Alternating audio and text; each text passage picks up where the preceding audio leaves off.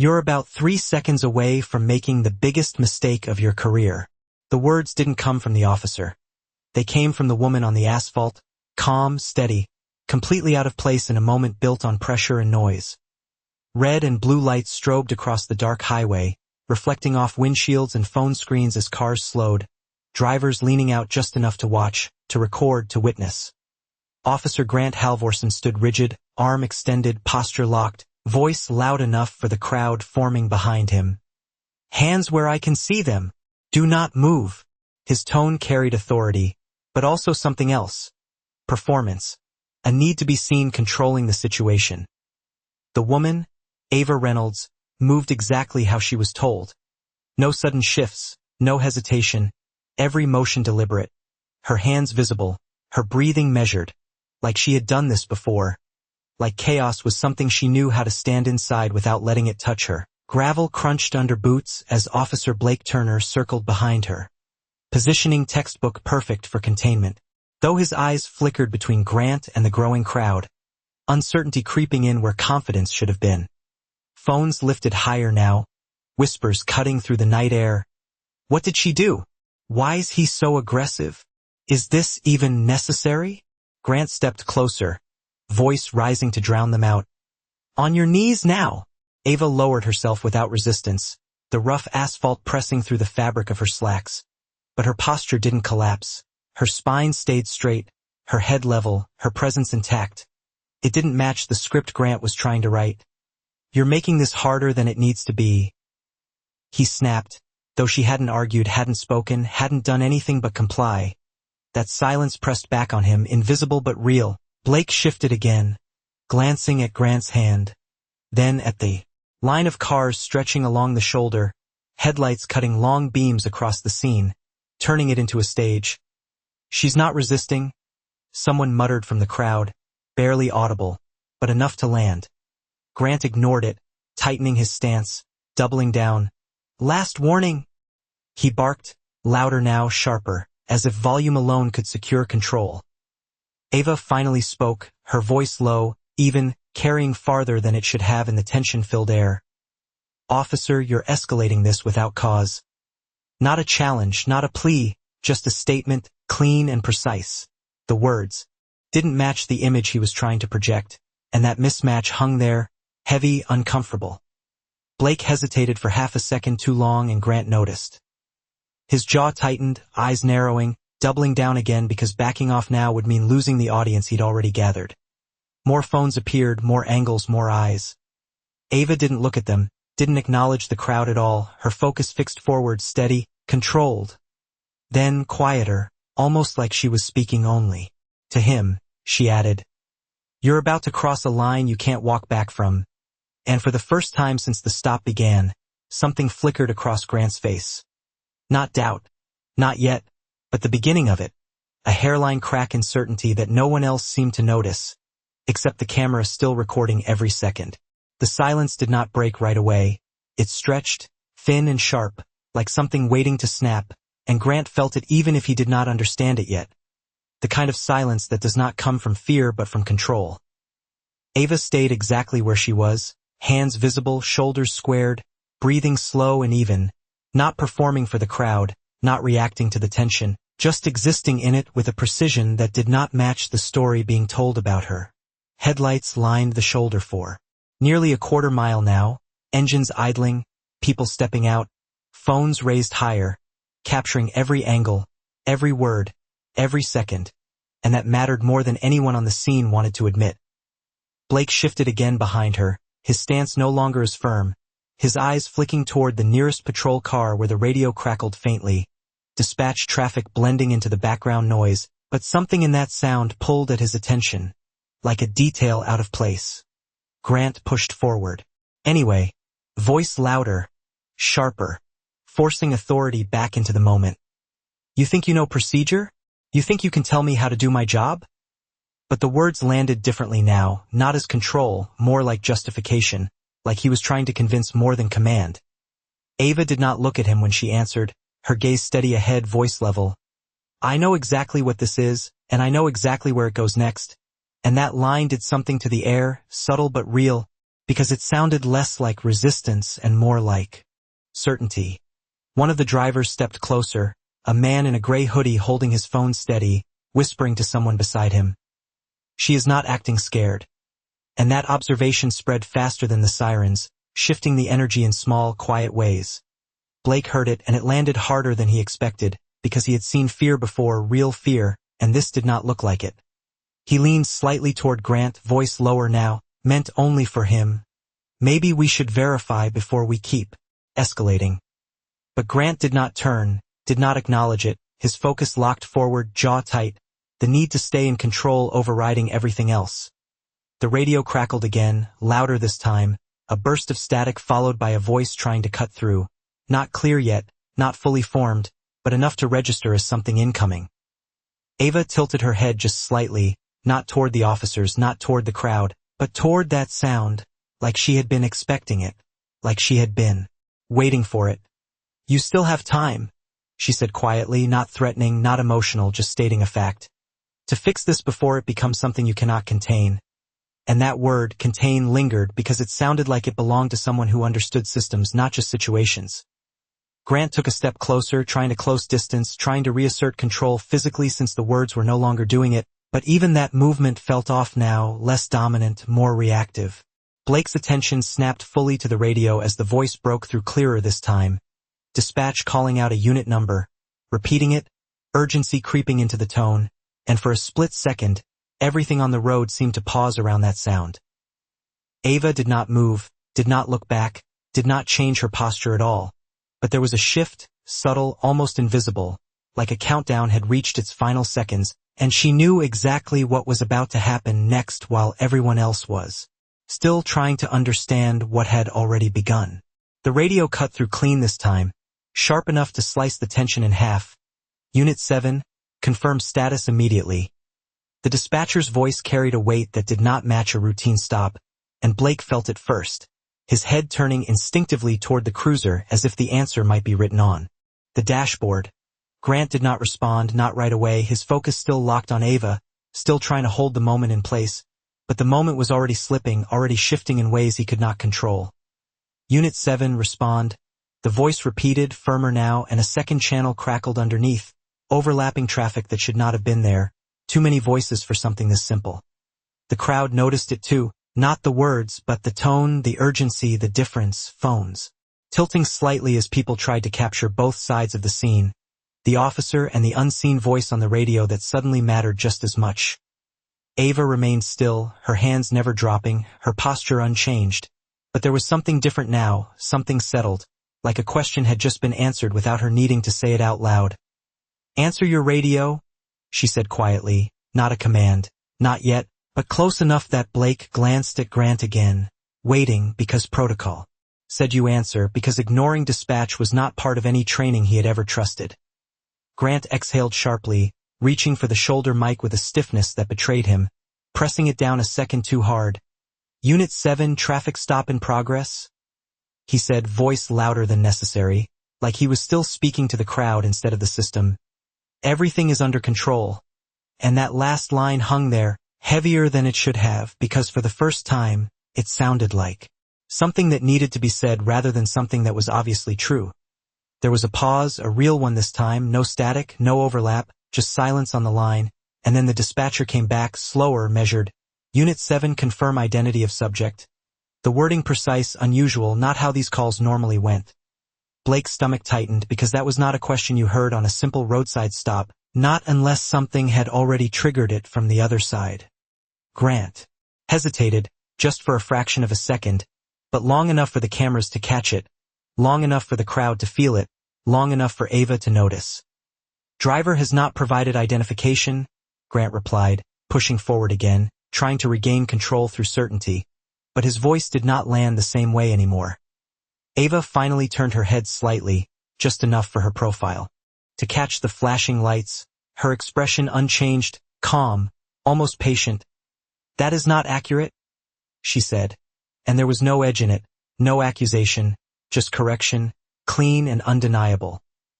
Blake swallowed, shifting his weight again, because now it was not just about the scene in front of them, it was about the system behind it, the one that was starting to lean in, to listen, to question.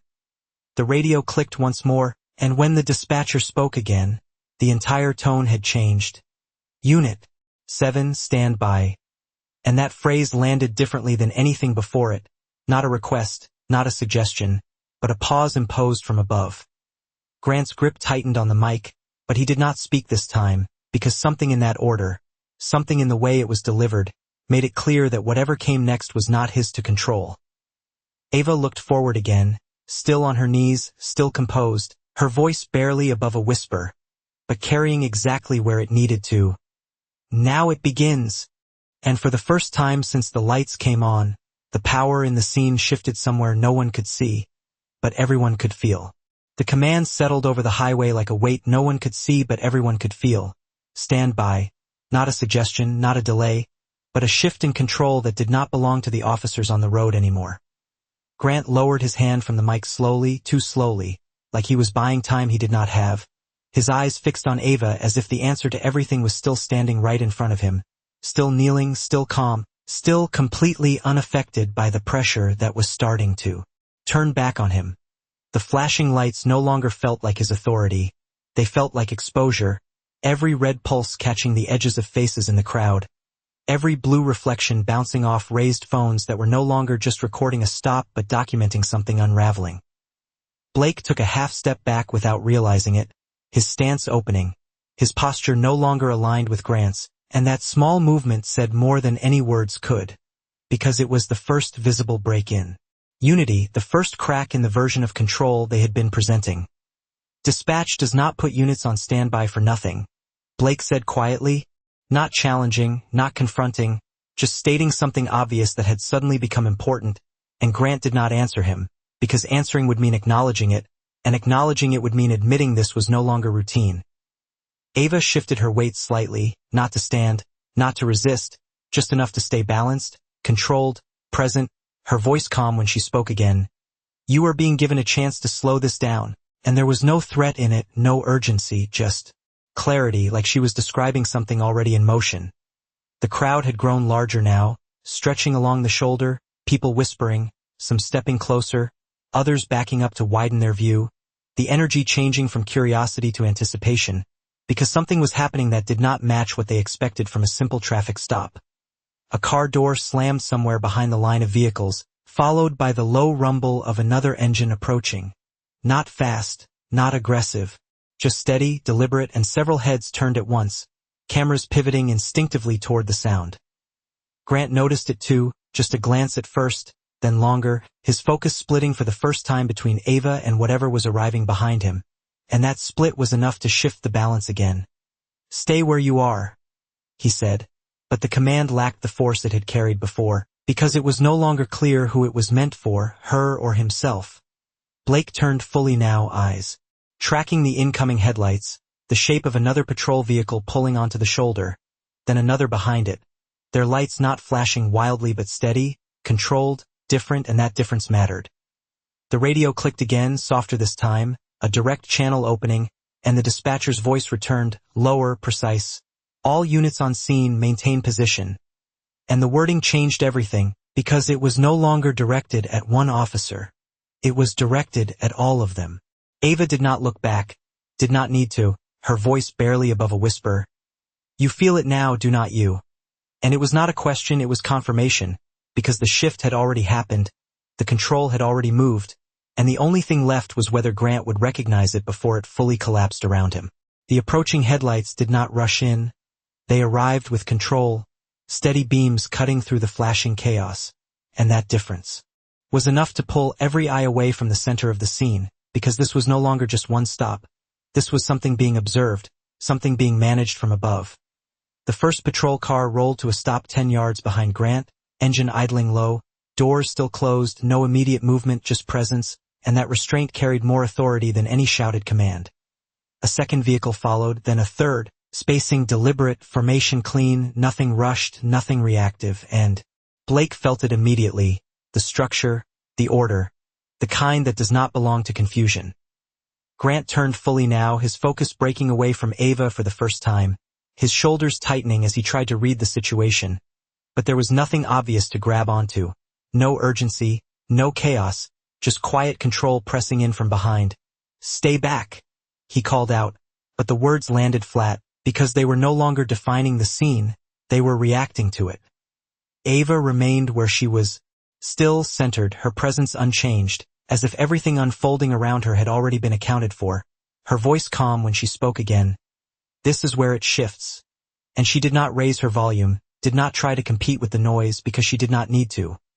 One of the newly arrived officers stepped out slowly, not rushing, not drawing attention, just opening the door and standing there for a moment, scanning the scene, eyes moving from Grant to Blake, then to Ava, then to the crowd, taking in everything before taking a single step forward. The crowd sensed it too, the subtle change, phones adjusting, whispers lowering, anticipation sharpening into focus, because the energy was no longer about confrontation, it was about revelation. Blake straightened instinctively, his posture aligning with something older than the moment, something procedural, something that told him this was no longer just about a traffic stop, this was about command. The radio clicked again, not loud, but clear enough to cut through everything. "Supervisor en route, maintain positions?" And that word, supervisor, landed like a marker, defining the hierarchy that was about to be enforced. Grant's jaw tightened, his stance shifting as if he could still hold ground, still control the narrative, but the ground itself had already moved under him. The officer from the first arriving vehicle began walking forward, measured steps, no rush, no hesitation, and the way the others stayed back, the way they did not interfere, did not crowd, made it clear this was not backup, this was oversight. Ava finally lifted her gaze slightly, not toward Grant, not toward the crowd, but toward the approaching officer. Her expression unchanged, calm, certain, and in that moment it became clear she was not waiting for permission. She was waiting for confirmation. "You can still correct this," she said quietly, the words directed at Grant but carrying further, because now they were not just advice, they were a final window. Grant did not answer, his silence heavier now, more visible because everyone could see it, the hesitation, the uncertainty, the shift from control to reaction. The approaching officer stopped just short of the scene, not stepping in yet, not interrupting, just observing, and that pause, that deliberate delay, stretched the moment to its limit, because whatever happened next would not be contained to this road. Not anymore, not with every camera still recording and every second already beyond anyone's ability to take back. The officer who stepped forward did not raise his voice, did not rush, did not try to dominate the scene, and that alone changed everything, because real authority did not need volume, it carried itself in silence. His boots stopped exactly at the edge of the light, just inside the flashing red and blue, and for a moment he said nothing, his eyes moving from Grant to Blake, then to Ava, taking in the posture, the positioning, the crowd, the cameras, every detail that told a story no report could fix later. Grant straightened instinctively, trying to reclaim structure. "Situation is under control," he said, but the words sounded thinner now, less certain, like they belonged to a moment that had already passed. The officer did not respond to him immediately, his attention settling instead on Ava, still kneeling, still composed, still completely out of sync with what this scene was supposed to look like. "Ma'am," he said calmly, not dismissive, not aggressive, just precise. "Are you able to stand?" And that single question cut through everything, because it shifted the focus away from accusation and toward assessment. Ava lifted her eyes to meet his, steady, clear. "I have been able to the entire time," she replied, and there was no defiance in it, only fact. Blake felt the shift fully. Now, stepping back another half step, his hands lowering, his posture no longer aligned with Grant at all because the hierarchy had just realigned in front of him. The officer nodded once, a small acknowledgement, then turned his attention back to Grant. "Walk me through what led to this," he said, still calm, still measured, but now there was structure in his tone, expectation, the kind that required answers, not performance. Grant spoke quickly, too quickly, outlining the stop, the suspicion, the compliance, but the more he talked, the more it sounded like something being assembled in real time rather than recalled. The officer listened without interruption, his expression unchanged, but his eyes did not leave Grant's face, and that pressure was different from anything the crowd could create because it came from within the system, not outside it. The radio clicked again, softer now, a direct channel opening, and a voice came through, low, controlled, unmistakably deliberate. "Confirm visual on subject." and the officer reached for his mic without hesitation. "Visual confirmed?" he replied, his tone steady, precise, and that exchange alone carried more weight than anything said on the road so far. Grant heard it, and something in his stance shifted again, a tightening, a realization forming too late to stop. Ava rose slowly to her feet, not rushed, not hesitant, her movements controlled, her posture unchanged. And for the first time she stood level with everyone else. Not beneath, not contained, just present. The officer's gaze returned to her, a brief pause, then a subtle nod, the kind given when something has been verified without needing to be spoken aloud. The crowd leaned in, phones steady, capturing every second, because even without understanding the details, they could feel it, the moment where the story was no longer being told by the loudest voice, but by the truth settling into place. Ava finally spoke again, her voice calm, even carrying exactly where it needed to. "You asked what led to this?" she said, her eyes moving briefly to Grant, then back to the officer. "Now you are about to see what follows." And the words did not sound like a warning. They sounded like a conclusion already in motion, one that no one on that road could stop anymore. The air did not explode. It collapsed inward, quiet and heavy, like everything had just been confirmed without needing to be said out loud, and that silence hit harder than any command could have. The officer in front of Ava did not rush to speak, did not react with surprise. He simply straightened slightly, his posture aligning with something higher than the moment, something procedural, something final, and then he turned just enough to face Grant fully. "Lower your tone," he said, calm but absolute, and that single sentence stripped away the last layer of performance that had been holding the scene together. Grant blinked, just once, but it was enough for the cameras, enough for the crowd, enough for Blake to see what was happening in real time, because control was no longer being asserted, it was being reassigned. Ava stood still, hands now relaxed at her sides, her presence unchanged, but the way the space around her responded had shifted completely, no longer contained, no longer framed as a subject but recognized, and that recognition carried weight that could not be ignored. The radio came alive again, not with urgency, but with clarity, a direct voice cutting through. "Captain Reynolds, confirm status." And that was the moment everything snapped into place. Not loud, not dramatic, just undeniable. The crowd reacted first, a ripple of whispers turning into something sharper, phones tilting forward, zooming in, capturing the name, the title, the confirmation that turned speculation into fact. Blake stepped back fully now, 2 clear steps, his hands dropping completely, his posture no longer aligned with Grant at all, because there was no confusion left about where authority sat. Grant did not move at first, his stance frozen in place, the weight of what had just been said pressing down in a way no training had prepared him for, because this was not a situation you controlled, this was one you had already mishandled. Ava did not raise her voice when she answered. "Status is stable," she said, her tone even, controlled. "Scene is secure." And the phrasing was deliberate, precise, every word carrying the structure of someone who understood exactly how reports would be written, how footage would be reviewed, how decisions would be traced back to moments like this. The officer beside her nodded once, a small movement that carried full acknowledgement, then turned back to Grant. "Holster and step back," he said, not loud, not aggressive, but final, the kind of instruction that does not leave space for interpretation. Grant hesitated, and that hesitation was visible to everyone, the cameras catching it from multiple angles, the crowd holding its breath, because this was the point where everything either corrected or collapsed. Ava's eyes met his for a brief second, not angry, not emotional, just steady, and in that look was something far more difficult to face than confrontation. It was accountability, clean and unavoidable. "You still have one move left," she said quietly, and the words landed exactly where they needed to because they were not a threat, they were a choice, the last one he was going to get. The highway, the lights, the crowd, the officers, everything held in that moment, suspended between what had already happened and what would be written down next, and for the first time since the stop began, Grant understood that this was no longer about control, it was about consequence. Grant's hand finally moved, slow at first, like it did not belong to him anymore, the tension in his fingers visible even from a distance as every camera locked onto that single motion, capturing the exact second where hesitation turned into compliance. The click of equipment being secured was not loud, but in the silence it carried across the entire scene, a small sound that marked a complete shift in power, and the crowd reacted instantly, whispers rising, phones tilting, people leaning forward to make sure they did not miss what came next. Blake exhaled without realizing he had been holding his breath, his shoulders dropping as he stepped another pace back, fully out of alignment now, no longer part of the action, just a witness to it.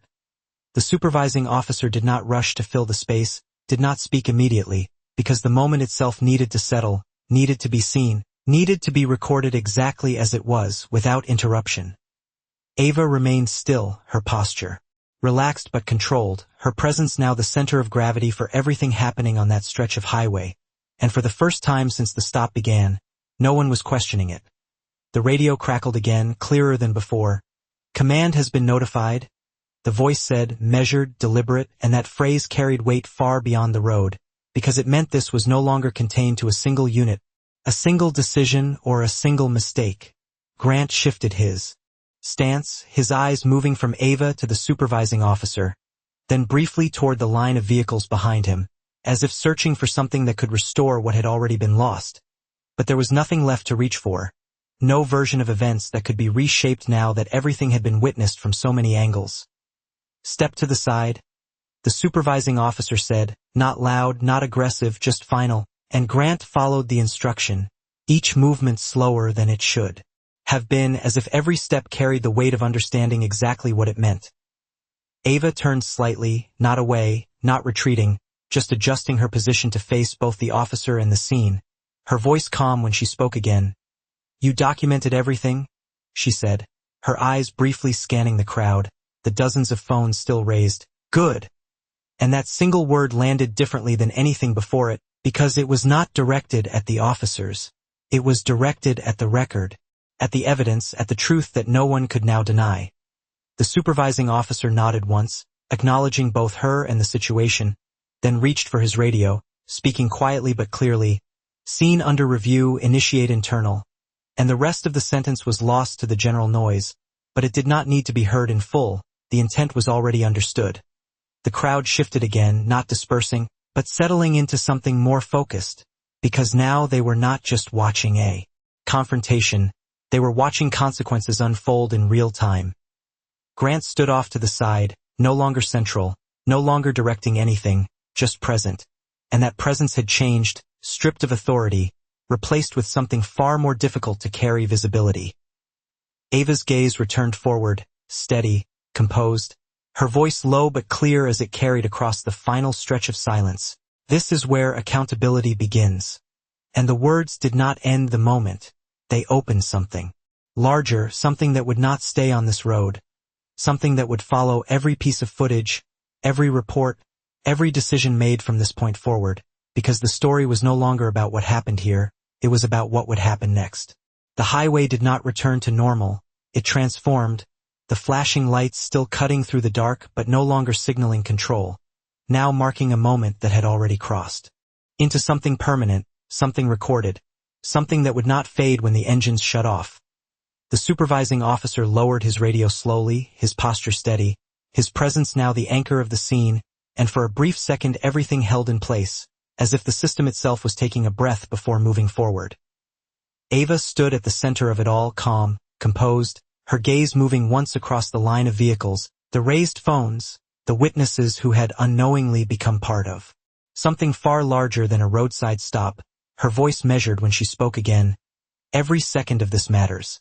And the words settled into the silence with weight, because they were not about the past minute, they were about everything that would follow. Blake remained off to the side, still, attentive, his posture now aligned with the new order, no longer uncertain, no longer caught between two directions, but clearly standing with the structure that had just reasserted itself. Grant did not move, not immediately, his eyes fixed somewhere just beyond the scene, as if trying to process how quickly everything had shifted, how something that started under his control had become something he could not influence at all, and that realization showed not in what he said, but in what he did not. The crowd did not disperse, if anything it leaned closer, phone steady, capturing the aftermath, because this was no longer about what might happen, it was about what had already been set in motion. The supervising officer stepped forward slightly, just enough to close the space that had once been filled with tension. His voice calm but unmistakably firm. We will handle this from here.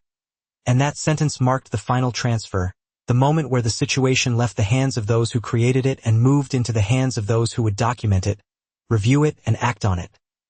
Ava nodded once, not in acknowledgement of authority, but in recognition of process, because she understood exactly what came next, how every detail would be traced, how every decision would be examined, how every second of footage would be replayed until there was nothing left to question. The radio spoke again, distant but clear enough to carry, confirmations moving up the chain, notifications spreading outward, the system waking fully to something it could no longer ignore. Grant shifted his weight, a small movement, but one that said everything, because there was nowhere left to stand that felt the same as before. No position that carried the certainty he had started with, only the awareness of what had been seen and what would be judged. Ava turned slightly toward the road, the lights reflecting across her face, her expression unchanged, steady, controlled, and in that stillness was the final contrast, the difference between reaction and command, between noise and clarity. "This is not about one stop," she said quietly, her voice carrying just enough to reach those closest, and through them, everyone else. "It is about what happens when power forgets its limits." And the words did not echo, they settled, grounding the moment in something larger than the scene itself. The supervising officer gave a final nod, signaling the next phase without needing to say it, and the vehicles, the radios, the officers all began to shift accordingly. Not chaotic, not rushed, but structured, deliberate, because the outcome had already been decided the moment the truth became visible. The cameras stayed up, the witnesses stayed watching, and as the scene moved forward into procedure, into documentation, into consequence, one thing was clear to everyone standing on that stretch of highway: nothing about this would stay here, not tonight, not ever.